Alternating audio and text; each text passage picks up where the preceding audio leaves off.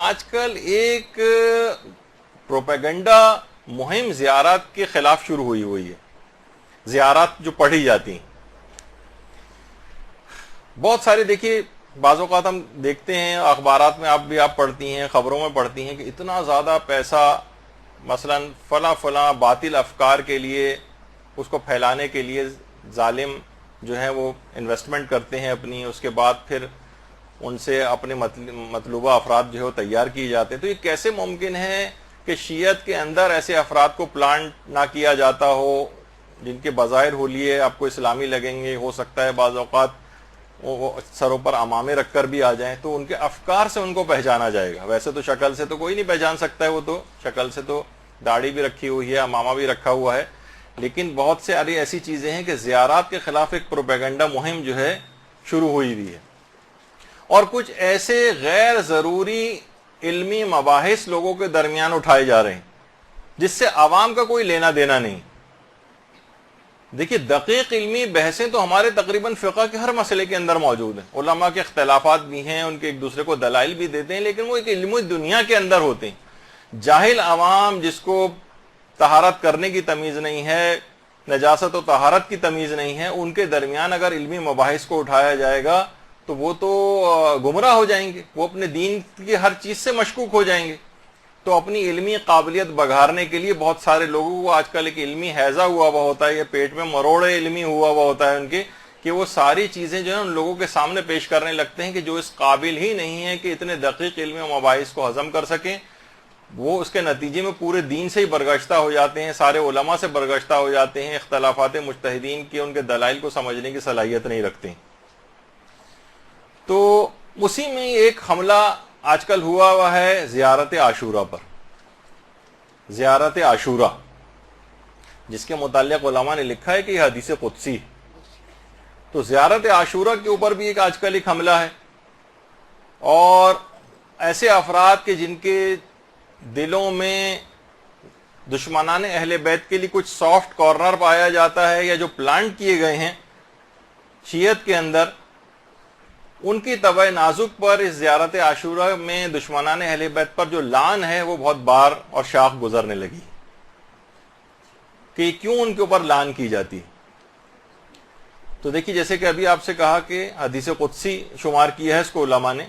دیکھیے ویسے تو زیارت عاشورہ عاشور کے روز پڑھنے کی زیارت ہے، لیکن دن و رات میں علماء نے لکھا ہے کہ دن و رات میں کسی بھی وقت اس زیارت کو پڑھا جا سکتا ہے، کیونکہ انتہائی مجرب ہے خاص طور پر حاجات وغیرہ کی قبولیت کے لیے.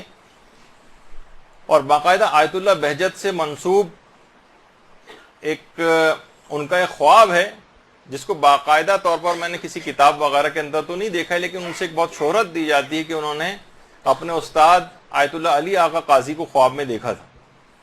تو پوچھا تھا کہ کیا کوئی آپ کے دل میں ایسی حسرت ہے کہ میں دنیا میں واپس اگر آ جاؤں تو کون سا کام میں ایسا ہو کہ جو روزانہ انجام دوں جس کو.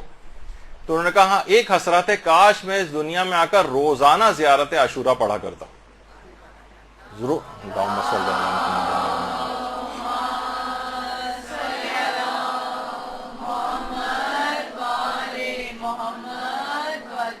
اچھا، عام زیارتیں بھی جو آپ پڑھتی ہیں اس کے اندر ایک بات اس کے اندر اور بیان کر دی جائے، وہ یہ ہے کہ اس کے بعد اکثر لوگ پوچھتے ہیں کہ نماز زیارت. دیکھیے زیارت الگ ہے، نماز زیارت الگ ہے. زیارت پڑھ لیں تب بھی نماز زیارت پڑھنا لازمی نہیں ہے، البتہ بہتر ہے. تو نماز زیارت لوگ پوچھتے ہیں کب پڑھی جائے. آیت اللہ وحید خراسانی فرماتے ہیں کہ بعض روایات میں زیارت سے پہلے نماز کا ذکر ہے، اور بعض روایات میں نماز کا ذکر زیارت کے بعد ہے. البتہ جس طرح سے بھی چاہیں پڑھ سکتے ہیں، اولا یہ ہے کہ پہلے بھی پڑھ لیں اور 2 رکعت نماز اس کے بعد بھی پڑھ لیں، یہ زیادہ بہتر. البتہ کچھ علماء نے اس کے اندر یہ بھی کہا ہے کہ اگر براہ راست آپ قبر امام کی زیارت کے لیے جا رہے ہیں تو وہاں پر حکم یہ ہے کہ پہلے نماز پڑھیں اور پھر زیارت کے لیے جائیں. اور اگر آپ دور سے زیارت پڑھ رہے ہیں تو اس وقت پہلے زیارت پڑھیں اور اس کے بعد پھر 2 رکعت نماز پڑھیں. یعنی دونوں میں ایک فرق ہو جائے گا. قریب سے زیارت کا مسئلہ تھوڑا سا الگ ہوگا، اور دور سے زیارت پڑھیں تو نماز کس وقت پڑھی جائے گی. اور البتہ آغا وحید خراسانی نے کہا کہ اول اور آخر دونوں میں پڑھ لیں تو زیادہ بہتر ہے. اسی میں ضمنی طور پر ایک مسئلہ ابھی بیان کر دیا جائے کیونکہ زیارت کی بات بیان ہو رہی ہے, وہ ہے غسل زیارت کا مسئلہ. غسل زیارت خواہ آپ زیارت کریں قبر کی جا کر یا دور سے زیارت پڑھ رہے ہوں. آغا سیستانی ایک چیز فرماتے ہیں کہ تمام معصومین کی زیارت, خواہ آپ قریب سے زیارت کر رہے ہوں قبر کی, خواہ دور سے زیارت کر رہے ہوں, اس کا غسل جو ہے ثابت نہیں ہے. آغا سیستانی کے فتوے میں ثابت نہیں ہے, البتہ رجائے مطلوبیت کی نیت سے امید ثواب میں غسل کر سکتے ہیں زیارت کا.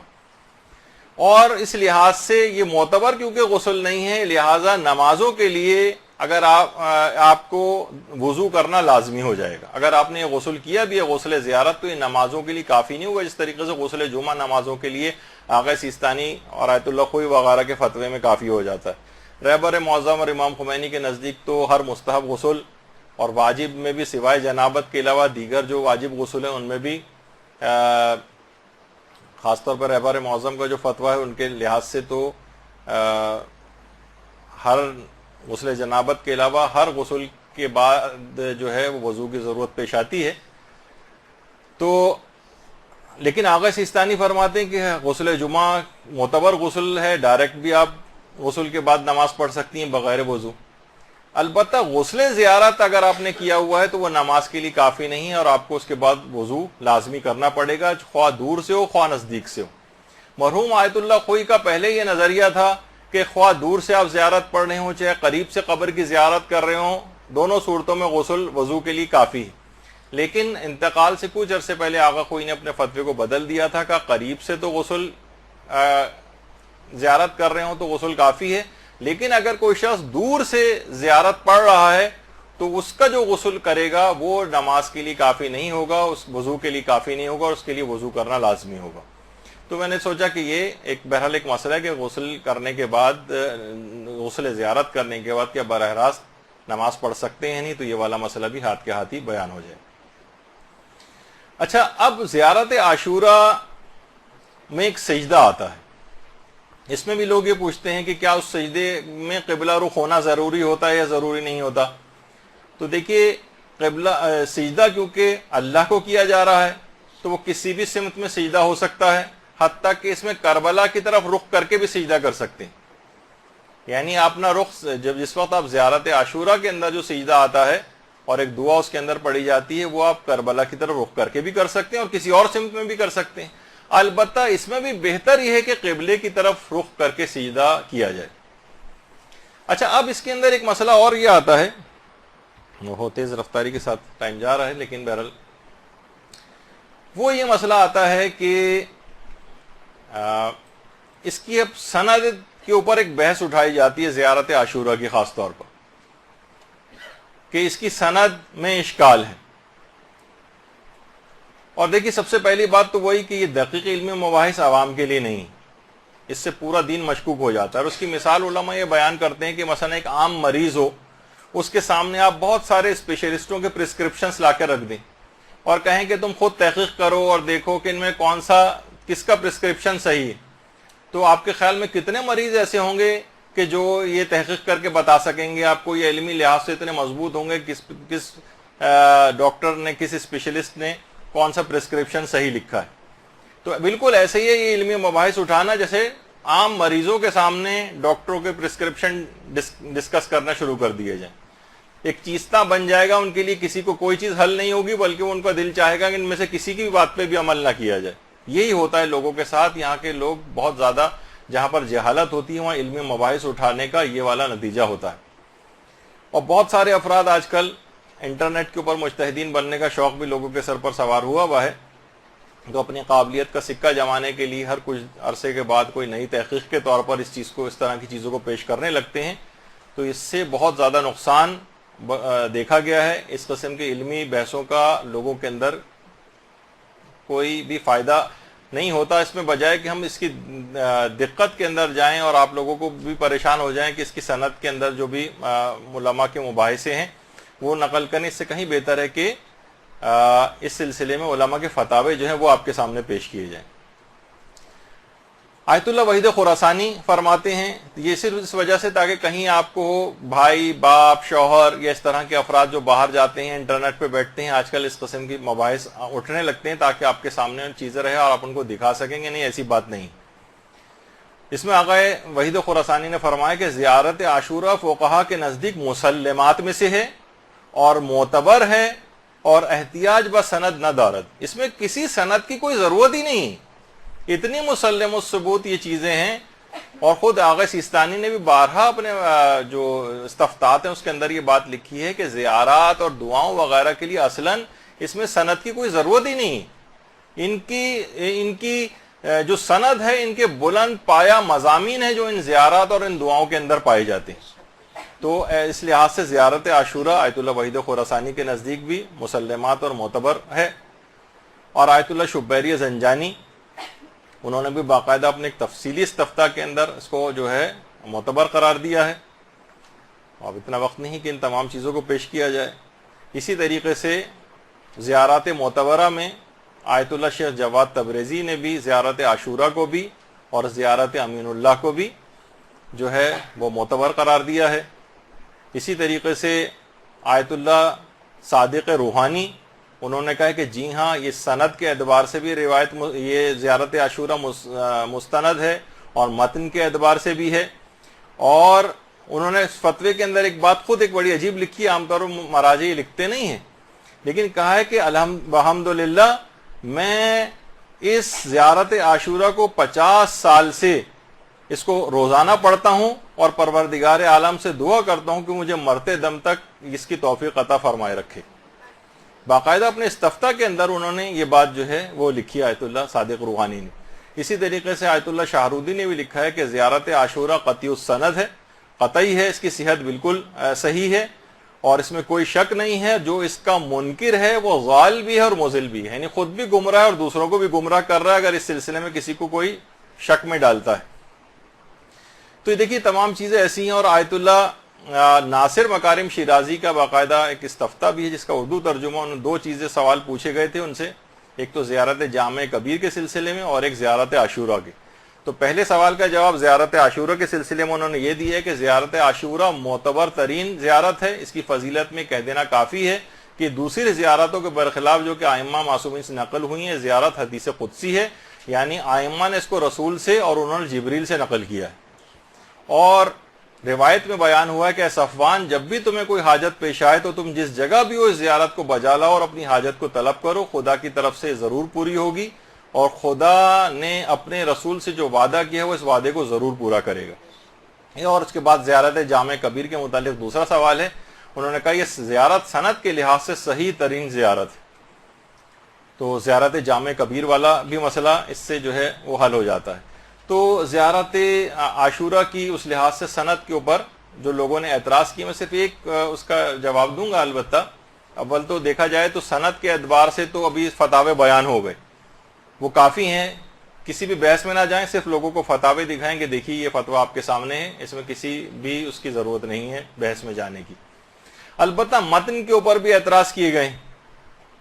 متن میں ایک اعتراض یہ ہے کہ جو اس میں لعنت کی گئی ہے، تو لعنت یہ رسول اللہ اور ائمہ معصومین ان سے بہت بعید ہے کہ اس قسم کے الفاظ یہ لوگ استعمال کریں۔ اور کیا معصومین نے کبھی کسی کے اوپر اس انداز سے لعنت کی ہے؟ تو دیکھیے علماء نے بیان کیا کہ آپ قرآن اگر آپ پڑھیں تو کتنی جگہوں کے اوپر پروردگار عالم نے خود لوگوں پر لعنت کی۔ اور باقاعدہ آیت اللہ میلانی سے جب ایک سوال یہ والا پوچھا گیا کہ خاص قسم کے جو دشمنان اہل بیت گزرے ہیں کیا ان پر کبھی رسول اللہ نے لعنت کی ہے، تو انہوں نے کہا جی ہاں، رسول اللہ نے جب اسامہ کے لشکر جو جا رہا تھا، جیش اسامہ، کہا تھا جو بھی اس سے تخلف کرے گا اس لشکر کے ساتھ نہیں جائے گا اس پر لعنت ہے۔ تو اور وہ افراد خاص دشمنان اہل بیت وہ اس لشکر کے ساتھ نہیں گئے تھے اور اس لحاظ سے وہ رسول اللہ کی اس لعنت کے اندر شامل ہو گئے تھے۔ تو اس لحاظ سے بھی ہے۔ البتہ یہ ضرور ہے کہ اس کے اندر فرق رکھنا چاہیے، ایک ہے دشمنان اہل بیت کے اوپر لعنت کرنا، ان سے بیزاری اختیار کرنا، اور ایک ہے کہ لوگوں کے اندر تعصبات کو فروغ دینا، کھلم کھلا لوگوں کے سامنے، مسلمانوں کے سامنے ان کے مقدسات کی توہین کرنا، اس سے ہمیشہ نقصان شیعت کو بھی اٹھانا پڑتا ہے اور ایک بدنامی بھی ہوتی ہے، تعصبات کا فروغ ہوتا ہے. آپ ہر جگہوں پہ تقریباً اقلیت کے اندر ہوتے ہیں، ان جگہوں کے پر آپ کو نقصان اٹھانا پڑتا ہے. تو اور سوشل میڈیا پہ انسان سوچتا ہے کہ میں بہت زیادہ آزاد ہوں، ہر جگہ اس طرح کی فرقہ وارانہ چیزیں اور مباحثے، اور آپ اس کے بعد نیچے کمنٹس دیکھیں کتنے زیادہ جو لوگ اس سے پہلے متعصب نہیں بھی ہوتے ان پر بھی وہاں کی اس طرح کی گفتگو ان کو بھی متعصب بنا دیتی. تو فرقہ واریت سے اجتناب کرتے ہوئے لیکن دونوں کے اندر ایک توازن آپ کو برقرار رکھنا پڑے گا. بہت سے لوگ اس طرح سے وحدت کو لینے لگتے ہیں کہ وحدت کے معنی گویا یہ بن جاتے ہیں کہ انسان عقائد کے اندر بھی وحدت اس کی آ جائے. تو دیکھیے وحدت کا ایک اصول ہمیشہ یاد رکھیں کہ مشترکات جو ہیں اس کو متن میں رکھنا چاہیے، اختلافات کو حاشیے میں رکھنا چاہیے. یعنی جو ان کی اور ہمارے درمیان، دیگر فرقوں کے درمیان جو مشترک چیزیں ان کو متن کے اندر رکھیں، ان کو بیس بنائیں، اختلافات کو حاشیے پہ ادھر ادھر کر دیں. وہ ٹھیک ہے، وہ ہمیشہ رہیں گے، وہ تو آپ کے اپنے اندر کتنے ایسے افراد ہیں جن کے ساتھ فکری اور علمی آپ کا اختلاف ہوتا ہے، لیکن ان سے آپ جھگڑتے تو نہیں ہیں، لڑتے تو نہیں ہیں، تعصبات کا شکار تو نہیں ہوتے ہیں. تو دوسروں کے ساتھ بھی اس طرح سے کرنے کی کوئی ضرورت نہیں. لیکن اس لحاظ سے یہ ضرور ہے کہ ایسا نہ ہو کہ یہ جس کو کہا جاتا ہے کہ یہ جو تولا اور تبرہ ہیں کہ لازمی جز ہیں آپ کے مذہب کا، اس سے دستبردار نہیں ہوا جائے گا. یہی وجہ ہے کہ آیت اللہ میلانی کا ابھی میں ذکر کر رہا تھا تو انہوں نے بھی لکھا ہے کہ ان سے ایک سوال پوچھا گیا کہ روایت صحیح ہے کہ ہمارے چھٹے امام ہر نماز کے بعد دشمنان اہل بیت پر تبرہ کیا کرتے تھے. تو انہوں نے فرمایا جی ہاں، اس کی سند صحیح ہے، میں اس کی تائید کرتا ہوں. یعنی ایسی بات ہے کہ علماء، یعنی دونوں چیزیں آپ کو ساتھ لے کر چلانی ہیں. یعنی ان سے دشمنان اہل بیت سے بیزاری بھی دل میں رہے، ان کے اوپر لعن یہ بھی حصہ رہے آپ کا، اور اس کے علاوہ اس تعصبات کا شکار ہو کر کسی فرقہ واریت کی طرف بھی بات کو نہ جائے. یہ آپ کو خود اس کے اندر بیلنس کرنا پڑے گا. اور یہی وجہ ہے کہ علماء نے لکھا ہے کہ پیغمبر اسلام نے خود قاتل امیر المومنین ابن ملجم کے اوپر لعنت کی. یعنی لعنت کرنا کہا جاتا ہے کہ اس کے متن کے اوپر اعتراض ہے کہ کیسے لعن کر سکتے ہیں، یہ تو ان کے پیار و محبت کا اظہار کرنے والے معصوم شخصیات، ان کی زبان پہ کبھی لعن نہیں آ سکتی. خود روایات کے اندر ملتا ہے کہ حضرت عباس علمدار اور ان کے جو بھائی تھے، اللہم صلی علی محمد و علی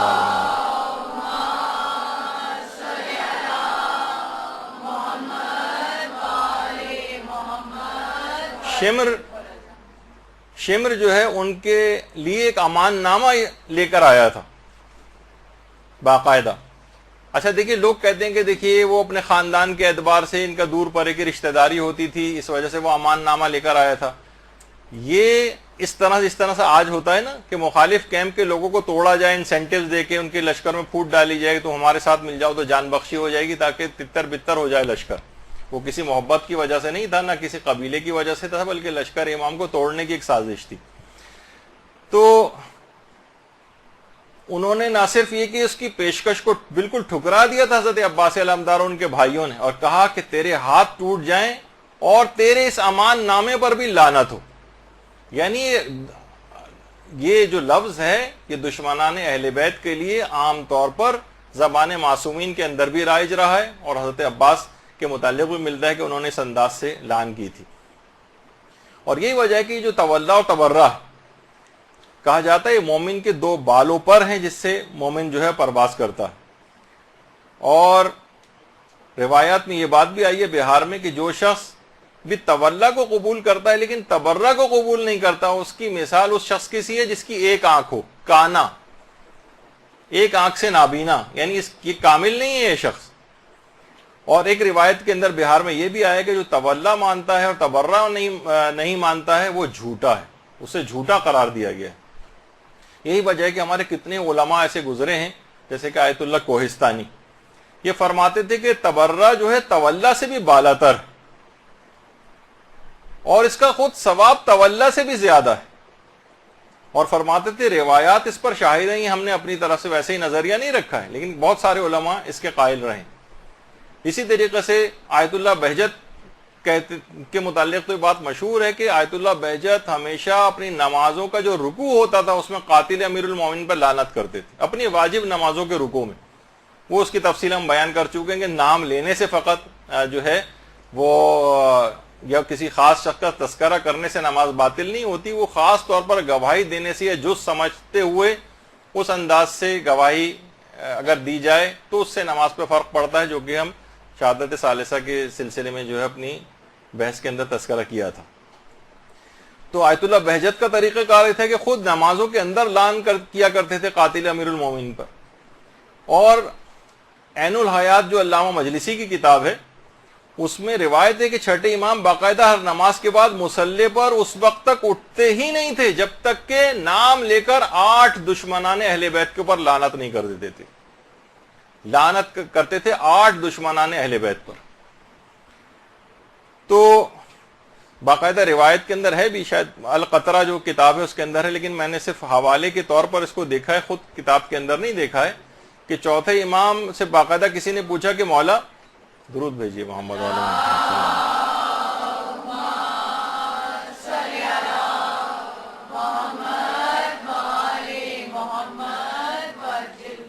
کہ مولا نماز کیسے مکمل ہوتی ہے ہماری؟ فرمایا درود پڑھ کر نماز مکمل ہوتی ہے۔ پھر پوچھا گیا کہ مولا نماز قبول کیسے ہوتی ہے؟ فرمایا کہ ہماری ولایت پر یقین سے اور ہمارے دشمنوں پر لعنت کرنے کے بعد نماز قبول ہوتی ہے۔ تو روایات کے اندر بھی یہ بات آئی ہے۔ اچھا، علماء نے، جو علماء عرفان ہیں، بہت ساری آیتوں کی عرفانی تشریحات بھی، مثلا وہ جو حضرت موسیٰ کو کہا گیا تھا فَقْلَا نَعْلَيْكَ إِنَّكَ بِالْوَادِ الْمُقَدَّسِ طُوَىٰ، اے موسیٰ اپنی جوتوں کو اتار دو کیونکہ اب تم ایک مقدس وادی کے اندر داخل ہو گئے ہو۔ باقاعدہ اکثر جگہوں کے اوپر یہ آیت لکھی ہوئی بھی ہوتی۔ تو علماء عرفان فرماتے ہیں کہ بظاہر یعنی بعید محسوس ہوتا ہے کہ اس سے ظاہری چپل مراد ہو، کیونکہ موسیٰ پیغمبر خدا، حضرت موسیٰ حضرت ابراہیم کے بعد پیغمبر اسلام سب سے افضل، ان کے بعد حضرت ابراہیم، اور دیگر اولو العزم انبیاء میں جو ترتیب ہے عظمت کی، اس کے لحاظ سے حضرت موسیٰ پھر سب سے افضل ہے۔ ممکن نہیں ہے، سب کو پتا ہے کہ مثلا کوئی مسجد کے اندر جائے، ایک عام شخص کو بھی پتا ہوتا ہے کسی مقدس جگہ کے اوپر اگر وہ جا رہا ہے تو اپنے جوتوں کو اتارے۔ تو علماء عرفان نے لکھا ہے کہ یہاں پر جوتے بظاہر مراد نہیں ہے، بعید محسوس ہوتا ہے کہ اتنا جلیل القدر نبی، اس کو یہ فقہی مسئلہ گویا بتایا جائے کہ تم اپنے جوتوں کو یہاں پر اتارو۔ تو اس سے مراد یہ تھی، نالین سے مراد یہ ہے کہ کوئی جتنی بھی پست اور حقیر چیزیں اس سے مراد ہے کہ موسیٰ خدا کے پاس آنے کے لیے، اس کا قرب حاصل کرنے کے لیے پست اور کمتر چیزوں سے تمہیں دوری اختیار کرنا ہے، جس کے اندر ایک پیغام بھی تھا۔ یہاں فقط چپل اس لحاظ سے مراد نہیں تھی۔ یہی وجہ ہے کہ آیت اللہ بہجت جو تھے وہ لعن کو تخلیہ کہا کرتے تھے اور درود کو تہلیہ کہا کرتے تھے۔ کہتے تھے لعن تخلیہ ہے، کہتے تھے پہلے جتنی بھی گند بلا جتنا بھی ہے گھر میں جھاڑو دے کر اس کو صاف کرو، اس کے بعد پھر مہمان کو طلب کرو اپنے گھر میں۔ تو کہتے تھے لعن کے معنی یہ ہے کہ تمام دشمنان اہل بیت پر بیزاری اختیار کر کے ان کو اپنے قلب سے دور کر دو تاکہ وہ جگہ پاک و پاکیزہ ہو جائے، اس کے بعد پھر درود پڑھ کر، وہ تہلیہ ہے، پھر اس جگہ پر اس مہمان کو طلب کرو، یعنی رحمت خداوندی وغیرہ وہ پھر اس جگہ کے اوپر آئے گی۔ اللہم صلی علی محمد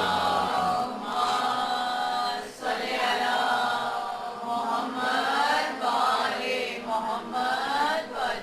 اچھا، حوزہ علمیہ کے ایک عالم کا خواب بہت سی کتابوں کے اندر موجود ہے، جس میں انہوں نے کہا کہ ایک زمانے میں یہ تھا کہ سوال بہت گردش کر رہا تھا کہ صلوات زیادہ افضل ہے یا لعن زیادہ افضل ہے۔ تو کہنے میں نے ایک دفعہ سویا اور سونے کے بعد پھر میں نے خواب میں دیکھا کہ آیت اللہ العظمیٰ سید محمد رضا گل پائیگانی کسی جگہ بیٹھے ہوئے ہیں اور لوگوں کے سوالات کے جوابات دے رہے ہیں، اور میں نے دیکھا کہ خط ان کے پاس آیا ہے اور کوئی ان کو خط پڑھ کر سنا رہا ہے کہ آغا یہ سوال آیا، اور اس سوال کے اندر بالکل یہی سوال ہے جو میرے دماغ میں گردش کر رہا تھا اس سے پہلے، اور یہ بحث تھی کہ لعن زیادہ افضل ہے یا صلوات زیادہ افضل ہے۔ تو آیت اللہ گل پائیگانی نے اس وقت اس کا جواب لکھوایا کہ دشمنان اہل بیت پر لعن زیادہ افضل ہے۔ کہہ رہے ہیں ایک دم سے میری آنکھ کھلی۔ اچھا، وہ زمانہ وہ تھا جب آیت اللہ رضا گل پائیگانی حیات تھے۔ وہ کہہ رہے ہیں میں اٹھ کر آیت اللہ گل پائیگانی کے پاس آیا اور آنے کے بعد ان کو اپنا خواب سنایا۔ آیت اللہ گل پائیگانی نے اس بات کی تصدیق کی اور کہا میرا یہی نظریہ ہے، اور تم اپنے اس خواب کو حضرت زہرا کے ماننے والوں کو بیان کرو۔ اللہم صلی علی محمد و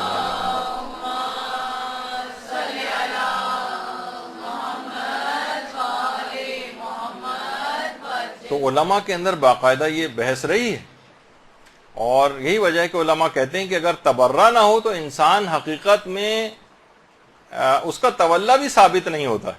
یہ دونوں بالکل ایک لازمی جز ہیں۔ اچھا، اب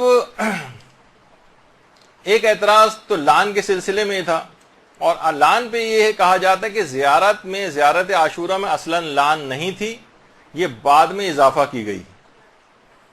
اچھا، دلیل اس میں جو دی جاتی ہے اس کا بھی میں آپ کو بتا دیتا ہوں کہ کیا ہے اس کے پیچھے۔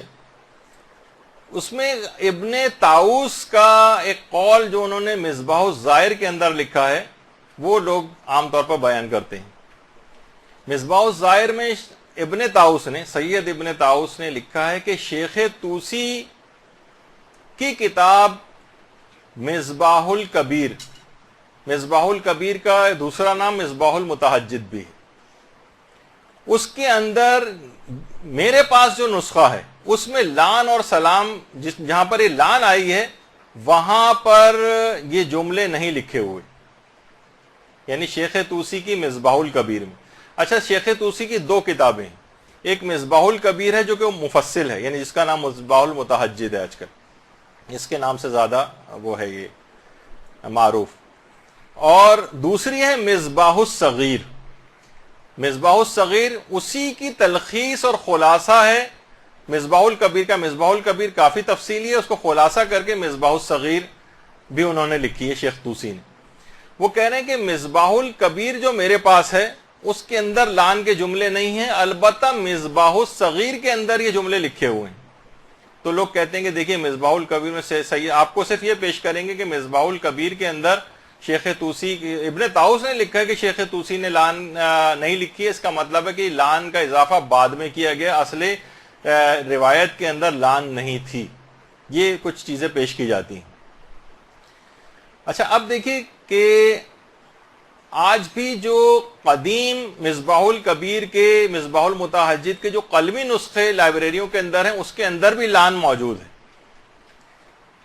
تو اب ظاہر ہے، لیکن ابن طاؤس بھی ایک ثقہ عالم دین ہے، اس کا مطلب یہ تھا کہ ابن طاؤس کے پاس جو مصباح الکبیر تھی، جو نسخہ تھا، وہ کامل نہیں تھا، یعنی اس میں یا تو کچھ صفحات الگ ہو گئے تھے یا وہ صفحات نکال دیے گئے تھے اس میں سے، یعنی ان کے پاس وہ نسخہ مکمل نہیں تھا۔ دیکھیے اس زمانے میں چھاپے خانے تو ہوتے نہیں تھے، قلمی نسخوں والی کتابیں ہوتی تھیں، تو اور یہ علماء فرماتے ہیں کہ بہت بعید ہے، ممکن نہیں کہ مفصل کتاب میں تو لان نہ لکھیں اور جو خلاصہ کر کے مختصر کتاب لکھی ہے اس میں اضافہ کر دیں۔ یہ خود بھی کہ نہیں عقل اس کو قبول نہیں کرتی، اور مصباح الکبیر کے جو پرانے نسخے ہیں جبکہ اس میں بھی موجود ہے۔ اس کا مطلب یہ ہے کہ فقط اور فقط ان کے پاس جو نسخہ اس وقت موجود تھا ابن طاؤس کے پاس، وہ اس مصباح الکبیر کا، اس میں لان نہیں تھی، یا تو صفحات نکال دیے گئے تھے۔ اور علماء فرماتے ہیں کہ بہت اس بات کا امکان ہے کہ وہ کسی خاص، ابھی میں وجہ بتاتا ہوں، اس کی خاص وجوہات کی بنا پر بھی ایسا ہونا ممکن ہے۔ تو بہرحال اچھا، ایک بات اور بھی کہ کیا زیارت عاشورہ ایک ہی ہے؟ تو آپ کو کئی نسخے زیارت عاشورہ کے آپ کو نظر آئیں گے، کچھ میں الفاظ کا اختلاف ہے، تو اس سے یہ کمزور نہیں پڑ جاتی کہ دیکھیں اس کا کوئی ایک نہیں ہے، الگ الگ نسخے ہیں۔ تو علماء فرماتے ہیں کہ زیارت عاشورہ کے جو بہت سارے نسخے موجود ہیں، الگ الگ کچھ ان کے اندر جملے بھی ہیں، تو یہ کس وجہ سے ہیں کہ کسی جگہ پر جیسے شیخ ابن طاؤس کے پاس جو نسخہ تھا اس کے اندر لان نہیں تھی۔ وجہ اس کی یہ ہے کہ شیعت انتہائی خطرناک ترین ادوار سے گزری، تقیہ لوگوں نے اپنی جان، مال، عزت و آبرو کو لٹاتے ہوئے دین کو یہاں تک پہنچایا ہے۔ تو لوگ کوشش کر کے دین کی حفاظت کرتے تھے، جہاں تقیہ پیش آتا تھا ہو سکتا ہے کہ نسخوں کا جو اختلاف ہے کہ بعض اوقات یہ ہوتا ہے کہ اس میں سے وہ تقیہ کے باعث اس وقت کے جو قلمی نسخے ہوتے تھے اس میں سے وہ صفحات نکال دیے گئے ہوں۔ بعض اوقات ہوتا تھا نا، حاکم وقت آتے تھے اور جناب گھر پہ ریڈ ہوتا تھا اور اس کے بعد کتابیں بھی کھنگالی، اس زمانے میں بھی ایسا ہوتا تھا۔ تو جہاں پر اس طرح کی کوئی لان لکھی ہوئی موجود، پتہ چلا پورے خاندان کو قتل کروا دیا جائے، چھاپے خانے ہو کے لاکھوں کی تعداد میں تو کتابیں اس زمانے میں تقسیم نہیں ہوتی تھی، بہت مختصر سے قلمی نسخے ہوا کرتے تھے. تو اگر کسی جگہ پہ سید ابن طاؤس کے پاس جو نسخہ نہیں تھا، ہو سکتا ہے وہ تقیہ کے باعث کچھ صفحات اس میں سے نکال دیے گئے، یہ ممکن ہے. تو یہ نسخوں کا جو اختلاف ہے، علماء فرماتے ہیں اس کی ایک وجہ یہ بھی سمجھ میں آتی ہے کہ زیارت عاشورہ کے جو بہت سارے ورژنز ہیں یہ تقیہ کے باعث ہو گئے ہوں. کہیں کسی جگہ لان ہے، کسی جگہ نہیں ہے، لیکن اصل تحقیقی بات یہ ہے کہ لان جو ہے وہ جو اس کے اندر پائی جاتی ہے وہ درست ہے، اور اس میں کوئی الگ سے اضافہ نہیں ہوا. اور اگر کچھ اس کے اندر تھی بھی بات تو وہ تقیہ کے باعث تھی، جو کہ ابن طاؤس کے پاس مکمل نہیں تھی. اور اس کا ایک مشہور، اس کی جو سند ہے، خود شیخ طوسی کا ایک مشہور واقعہ ہے زیارت عاشورہ کے سلسلے میں، جو اس کی ایک سند بنتا ہے، جس کو باقاعدہ مجالس المومنین میں قاضی نور اللہ شستری نے اور رجال کی بہت ساری کتابوں کے اندر بھی یہ واقعہ آیا ہے کہ عباسی خلیفہ کے ایک زمانے میں شیخ طوسی کی کتاب جس کے اندر لان پائی جاتی تھی زیارت عاشورہ کے اندر، وہ باقاعدہ اس کو دکھائی گئی تھی. تو اس نے بادشاہ نے، عباسی خلیفہ نے شیخ طوسی کو اپنے پاس بلایا تھا اور کہا تھا کہ اول و دوم و سوم سے کون مراد ہے اس لان کے اندر. تو انہوں نے اس وقت تقیہ کیا تھا اور کہا تھا، شیخ طوسی نے کہا کہ اول سے مراد یہاں پر قابیل ہے، دوم سے مراد ناقہ صالح کا قاتل ہے، اور سوم سے مراد یحییٰ ابن زکریا کا قاتل ہے. تو بہرحال اس زمانے میں بھی یعنی زیارت عاشورہ کے اندر لان پائی جاتی تھی. شیخ طوسی کی کتاب نکال کر باقاعدہ دکھائی گئی تھی، اور قاضی نور اللہ شستری نے مجالس المومنین پورا واقعہ لکھا ہے، رجال کی بہت ساری کتابوں کے اندر بھی. اس کا مطلب ہے شیخ طوسی کی اصل کتاب کے اندر بھی لان والا حصہ تھا، جیسے کہ اس واقعے کے اندر جو کہ اتنا مشہور ہے کہ کتابیں سے بھری پڑی ہیں شیخ طوسی کے اس واقعے سے. تو اس کا مطلب یہ ہے کہ خاص ابن طاؤس کے پاس جو نسخہ آیا تھا اس میں سے وہ صفحات نکلے ہوئے تھے جو تقیہ کے باعث عین ممکن، جس کی وجہ سے یہ شبہ ہوا. لیکن یہ شبہ آپ کے سامنے ویسے تو آپ ابن طاؤس کا صرف قول نقل کر کے پیش کیا جاتا ہے، اس کی تفصیل میں نہیں جاتے. اس وجہ سے لوگوں کو شبہ ہوا کہ یہ لان جو ہے اس کا اضافہ بعد میں کیا گیا، ورنہ اصلاً امام نے تو یہ جملے استعمال نہیں کیے تھے. اچھا، اب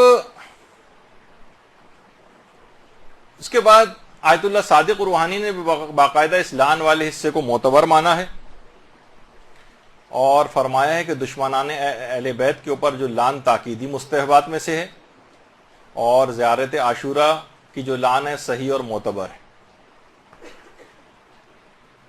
اچھا، البتہ انہوں نے کہا ہے کہ اول و دوم اور سوم سے کون لعنت میں مراد ہے یہ واضح نہیں، یہ ہم نہیں کہہ سکتے کہ اس سے کچھ خاص افراد مراد ہیں، خاص دشمنان اہل بیت، ایسا نہیں.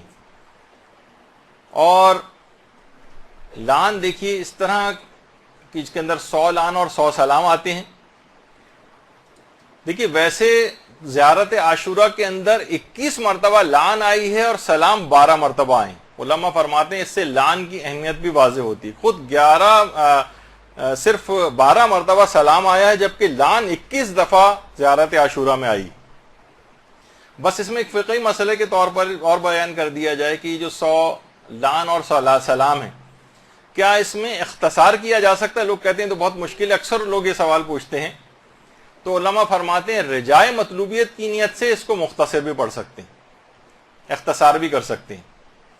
البتہ ایک طریقہ ہمارے امام علی نقی علیہ الصلوۃ والسلام نے بتایا.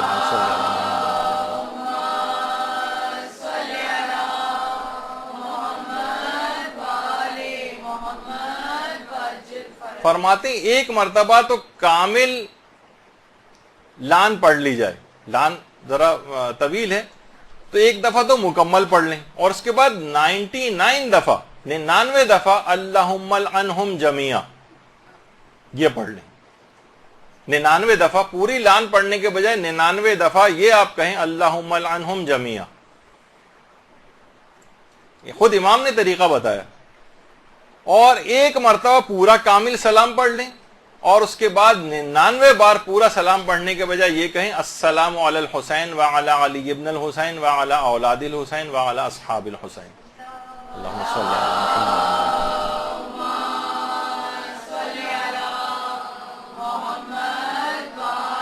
محمد. تو اس طرح پورے 100 لان اور 100 سلام کا ثواب مل جائے گا. البتہ کسی کے پاس یہ وقت بھی نہیں ہے تو ایک لان اور ایک سلام پر بھی اکتفا کر سکتا ہے رجائے مطلوبیت کی نیت سے. ایک خواتین ایک چیز اور بھی پوچھتی ہیں کہ زیارت عاشورہ وغیرہ کے جو عمل ہوتے ہیں 40 روز کے کچھ، تو اس میں ہمارے ماہانہ عادت کی وجہ سے کچھ وقفے آ جاتے ہیں تو ان کو اس میں چھوڑنے کی ضرورت نہیں ہے، اور اس حالت میں بھی زیارت عاشورہ پڑھی جا سکتی۔ البتہ صرف نماز زیارت جو ہے وہ نہیں پڑھی جائے گی، ورنہ اس میں سجدہ بھی کیا جائے گا، دعائیں اور اذکار بھی پڑھے جا سکتے ہیں، خود زیارت عاشورہ بھی نجاست کی حالت میں پڑھی جا سکتی۔ اچھا، پھر اس میں ایک اعتراض یہ بھی آتا ہے کہ اس کے اندر متن کے اندر بھی اعتراض کیے گئے سند کے ساتھ ساتھ۔ ایک اعتراض یہ کہ اس میں ابن زیاد اور ابن مرجانہ اگر یہ ایک ہی آدمی کا نام ہے تو اس کے اندر دو مناسبتوں سے واو عاطفہ لگا کر بیچ میں کیوں اس کا تذکرہ ہوا؟ تو یہ فصاحت کے خلاف ہے، اس لحاظ سے اگر یہ دو الگ الگ افراد ہیں، دو الگ افراد ہیں تو صحیح ہے واو عاطفہ، اور اگر ایک ہی آدمی ہے تو دو حوالوں سے اس کا تذکرہ کیوں آیا ہے؟ یہ بھی اس پہ ایک اعتراض ہے۔ تو یہ اس کے سیاہ موروثی کردار کو اجاگر کرنے کے اعتبار سے، یعنی اس کے ابن زیاد کے ماں اور باپ دونوں ملائن تھے، دونوں ملعون تھے، ان کا سیاہ کردار یعنی اس کا زانی باپ اور زانیہ ماں، یہ دونوں اس خاندانی پلیدگی کی طرف اشارہ ہے کہ ابن زیاد اپنے اس لعنتی کردار میں اس کے ماں اور باپ دونوں اس کے شریک ہیں، اور اس میں کوئی تضاد والی بات نہیں ہے، اور نہ ہی یہ کسی فصاحت وغیرہ کے خلاف ہے۔ اور اس میں تاکہ اس لعن کے اندر اس کے ماں اور باپ دونوں شریک ہو جائیں، اس وجہ سے اس کو الگ سے واو عاطفہ لگا کر اپنی اس کی ماں کا ریفرنس بھی دیا گیا ہے اس لعنت کے اندر، اس کے باپ کا بھی ریفرنس دیا گیا ہے تاکہ وہ بھی اس لعنت میں شریک ہو جائیں۔ پھر اس کے اندر ایک اعتراض یہ بھی ہے کہ اس میں برأت الی اللہ و الیکم منہم، یعنی میں خدا کی طرف سے معصومین کی طرف، میں خدا کی طرف اور معصومین کی طرف برات کرتا ہوں۔ لوگ کہتے ہیں برات تو بیزاری کے معنوں میں ہے، یہ تو صحیح نہیں جو اس کا مطلب بنے گا۔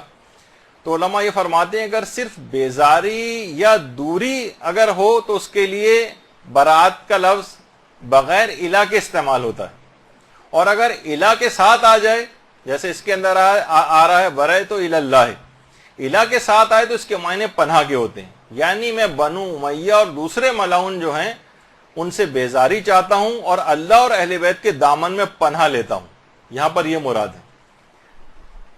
تو بہت سارے اس طرح کے ان چیزوں کے اوپر اعتراضات کیے گئے ہیں، تو لہٰذا آپ لوگوں سے بھی گزارش ہے کہ زیارات کے سلسلے میں، اچھا زیارتوں کے اندر خالی صرف زیارت عاشورہ ہی نہیں بلکہ زیارت ناہیہ کے اوپر بھی بہت زیادہ اعتراضات ہو رہے ہیں آج کل، اور ایک اسکالر صاحب نے تو اپنے تئیں اتنے نامناسب جملے اپنی کتاب میں استعمال کیے گے، معاذ اللہ کوڑے پہ سے پڑی ہوئی زیارات جو ہیں مل گئی ہیں ان کو شامل کر دیا گیا۔ اس طرح سے آج کل دیکھیے بہت سارے ایسے افراد آ رہے ہیں، تو آپ کو خود دیکھنا پڑے گا کہ یہ کون ایسے افراد ہیں، نہ ان کی شکلوں سے دھوکہ کھائیں نہ اماموں سے دھوکہ کھائیں، بلکہ ان کے افکار کے اوپر نگاہ رکھیں، مراجع کی تعلیمات جو ہیں دماغ میں رکھیں، اور اپنے آپ کو علم سے کے لحاظ سے مضبوط کریں تاکہ ان لوگوں کا دفیہ ہو سکے۔ تو زیارت ناہیہ کے سلسلے میں بھی یہ بات آئی ہے، اور زیارت اب اتنا وقت بھی نہیں میرے پاس، آیت اللہ وحید خراسانی نے بھی اس کے اوپر اعتماد کا اظہار کیا ہے، اور آیت اللہ ناصر مکارم شیرازی کا بھی میں نے اس سے پہلے بیان کیا تھا، انہوں نے کہا تھا کہ دو سندوں کے ساتھ ذکر ہوئی ہے زیارت ناہیہ، ایک سند جو ہے معتبر ہے اس کی، ایک غیر معتبر ہے، لیکن ایک سند معتبر بھی ہے، اور اسی طریقے سے دیگر علماء نے بھی اس کو جو ہے معتبر روایتوں کے اندر سے قرار دیا ہے۔ برحمتک یا ارحم الراحمین وصلی اللہ علی محمد و